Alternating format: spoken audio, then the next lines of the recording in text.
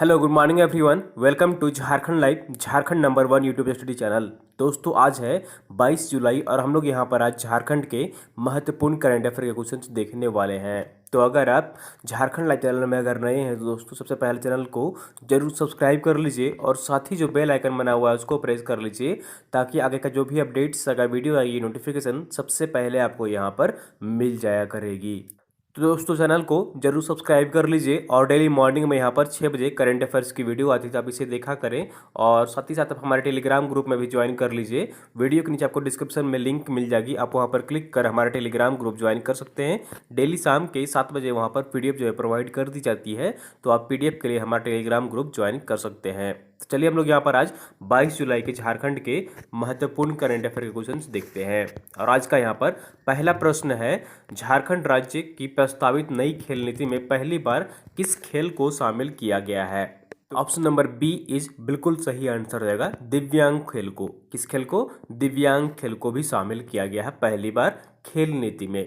तो option number B is बिल्कुल सही आंसर हो जाएगा। झारखंड राज्य की प्रस्तावित नई खेल नीति में पहली बार दिव्यांग खेल को शामिल किया गया है। तो ऑप्शन नंबर बी इज बिल्कुल सही आंसर हो जाएगा। चलिए यहाँ पर पूरी डिटेल्स में देख लेते हैं।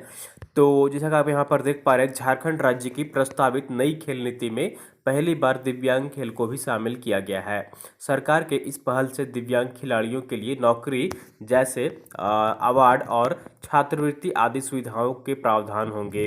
प्रस्तावित खेल नीति में खेलों का वर्गीकरण 3 स्तर पर किया गया है। तो राज्य में यहाँ पर खेल नीति बनाई जा रही है और इसमें पहली बार दिव्यांग खेल को शामिल किया गया है।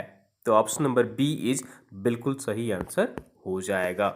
चलिए अगले प्रश्न की ओर चलते हैं और अगला प्रश्न है यहाँ पर, राज्य योजना में से हर माह बजट का कितना प्रतिशत राज्य सरकार कोषागार से राशि की निकासी करेगी? ठीक है, तो बजट की जो राशि होगी उसमें से कितना प्रतिशत राज्य सरकार उस कोष में से पैसा राशि निकासी कर सकेगी? तो इसका सही आंसर जो होगा यहाँ पर ऑप्शन नंबर सी इज बिल्कुल सही आंसर हो जाएगा, 10%। कितना प्रतिशत? बजट का 10% यहाँ पर जो है राज्य सरकार पैसे की निकासी कर सकती है। अब तो ऑप्शन नंबर सी इज बिल्कुल सही आंसर हो जाएगा। चलिए पूरी डिटेल्स में इस न्यूज को देख लेते हैं। तो जैसा कि आप यहाँ पर देख पा रहे हैं, राज्य सरकार की योजनाओं के लिए भी अब कोषागार से राशि की निकासी हो सकेगी। संबंधित विभाग का कार्यालय इसके लिए हर महीने बजट का 10% राशि निकाल सकते हैं। केंद्रीय योजनाओं के तहत राशि निकालने के प्रावधान पहले ही किया जा चुका है। इसके तहत रख रखाव, मरम्मत और सुसज्जीकरण के लिए भी राशि निकाली जा सकेगी। वित्त विभाग इसकी समीक्षा कर निर्देश फिर से जारी करेगी और उसके बाद यहाँ पर राज्य के प्रत्येक विभाग से 10% बजट का यहाँ पर जो है राशि निकाला जा सकेगा। तो ऑप्शन नंबर सी इज बिल्कुल सही आंसर हो जाएगा। राज्य में संबंधित विभाग से 10% बजट की राशि निकासी की जा सकती है। चलिए अगले प्रश्न की ओर चलते हैं और अगला प्रश्न है यहाँ पर, राष्ट्रीय साधन सह मेधा छात्रवृत्ति परीक्षा में सफलता पाने वाले राज्य के कितने छात्र छात्राओं को राष्ट्रीय छात्रवृत्ति मिलेगी? तो इसका सही आंसर जो होगा यहाँ पर ऑप्शन नंबर डी इज बिल्कुल सही आंसर हो जाएगा, 1552 छात्र छात्राओं को। कितने? 1552 छात्र छात्राओं को राष्ट्रीय साधन सह मेधा छात्रवृत्ति सह परीक्षा में सफलता पाने वाले राज्य के छात्र छात्राओं को यहाँ पर राष्ट्रीय छात्रवृत्ति मिलेगी। तो ऑप्शन नंबर डी इज बिल्कुल सही आंसर हो जाएगा, 1552 छात्र छात्राओं को। चलिए यहाँ पर पूरी डिटेल्स में देख लेते हैं। तो जैसा कि आप यहाँ पर देख पा रहे हैं, राष्ट्रीय साधन सह मेधा छात्रवृत्ति परीक्षा में राज्य के 1552 विद्यार्थी सफल हुए हैं। पहली बार इतनी बड़ी संख्या में अभ्यर्थी सफल हुए हैं। पिछले वर्ष से 800 अधिक विद्यार्थी सफल हुए हैं। इन सभी छात्र छात्राओं को 9वीं कक्षा से लेकर 12वीं तक छात्रवृत्ति का लाभ मिलता रहेगा। तो ऑप्शन नंबर डी इज बिल्कुल सही आंसर हो जाएगा, राष्ट्रीय साधन सह मेधा छात्रवृत्ति की परीक्षा में 1552 छात्र छात्राओं को छात्रवृत्ति का लाभ मिलेगा झारखंड राज्य से। चलिए अगले प्रश्न की ओर चलते हैं और अगला प्रश्न है यहाँ पर, Ranchi university community radio station radio Khanchi द्वारा कितने नए सर्टिफिकेट कोर्स की शुरुआत करेगा? तो इसका सही आंसर जो होगा यहाँ पर ऑप्शन नंबर सी इज बिल्कुल सही आंसर हो जाएगा, कुल 4 नए कोर्स शामिल करेगा radio university community radio station radio खांची। तो ऑप्शन नंबर सी इज बिल्कुल सही आंसर हो जाएगा।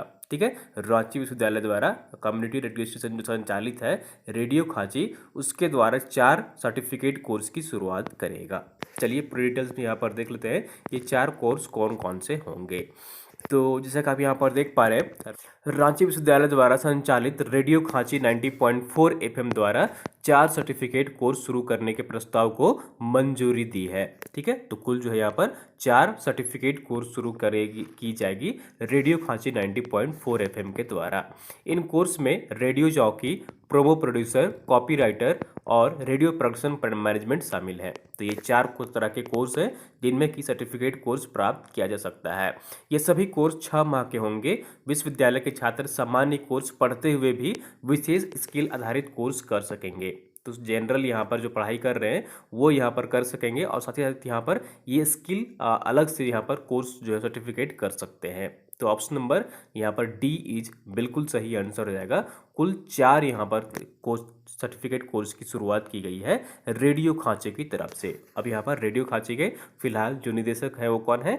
डॉक्टर आनंद कुमार ठाकुर है। कौन है? डॉक्टर आनंद कुमार ठाकुर है जो कि रेडियो खांचे के फिलहाल निदेशक है।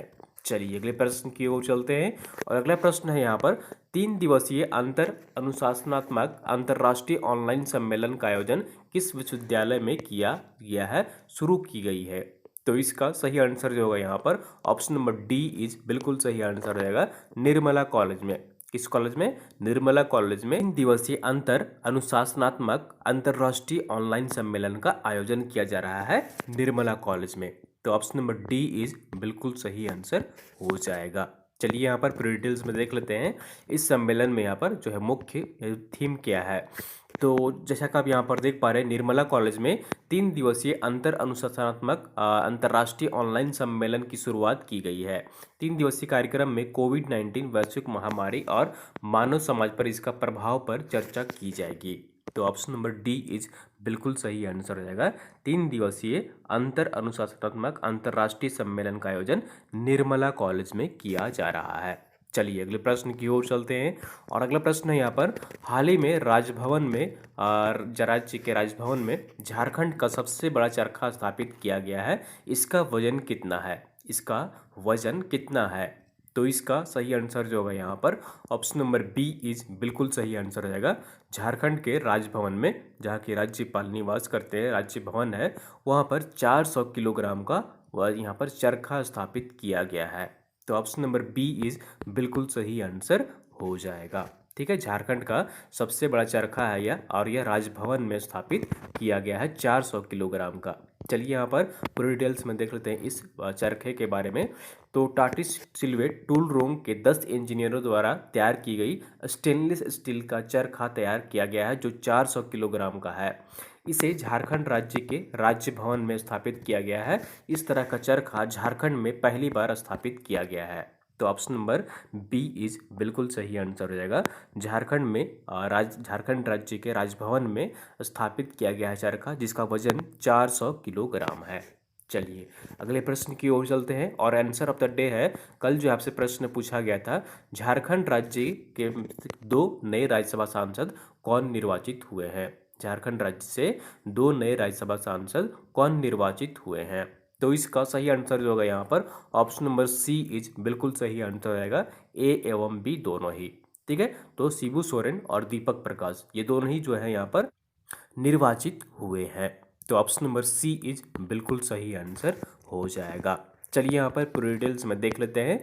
तो जैसा कि आप यहाँ पर देख पा रहे हैं हाल ही में हुए राज्यसभा सदस्य के लिए चुनाव में झारखंड के 2 सदस्य निर्वाचित हुए हैं। ये हैं शिबू सोरेन जो कि झामुमो पार्टी से संबंध रखते हैं और दूसरे हैं दीपक प्रकाश जो कि भाजपा पार्टी से संबंध रखते हैं। झारखंड में राज्यसभा सीटों की संख्या 6 है।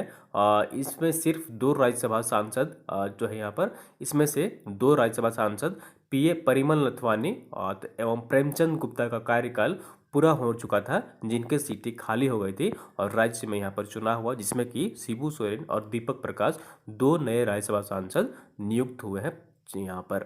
तो ऑप्शन नंबर सी इज बिल्कुल सही आंसर हो जाएगा। And question of the day है यहाँ पर आज का प्रश्न है बिरसा कृषि विश्वविद्यालय ने मौसम विभाग के साथ मिलकर कौन सा ऐप लॉन्च किया है? ठीक है। बिरसा कृषि विश्वविद्यालय ने मौसम विभाग के साथ मिलकर कौन सा ऐप लॉन्च किया है? तो आपको यहाँ पर कमेंट करके बताना है इन चार ऑप्शन में से। चार ऑप्शन है आपके, Jharkhand weather forecast, Birsa weather forecast, Jharkhand weather first, इनमें से कोई नहीं। तो आपको कमेंट करके बताना है इन चार ऑप्शन में से सही आंसर कौन सा होगा। कोशिश करिए इसका सही आंसर कमेंट करने की कमेंट बॉक्स में। ठीक है। तो ये थी दोस्तों यहाँ पर आज की झारखंड की महत्वपूर्ण करंट अफेयर क्वेश्चंस। उम्मीद करता हूँ आपको वीडियो पसंद आई होगी। जरूर लाइक करिए, चैनल को सब्सक्राइब नहीं किए सब्सक्राइब कर लीजिए, और वीडियो को आप लोग अपने दोस्तों के साथ अधिक से अधिक शेयर कर दिया करिए ताकि अन्य लोग भी यहाँ पर जुड़ सके और यहाँ पर झारखंड के महत्वपूर्ण करंट अफेयर क्वेश्चंस देख सकें। और आप हमारे ऑनलाइन लाइव टेस्ट से भी जुड़ सकते हैं यहाँ पर, जैसा कि आप देख पा रहे हैं।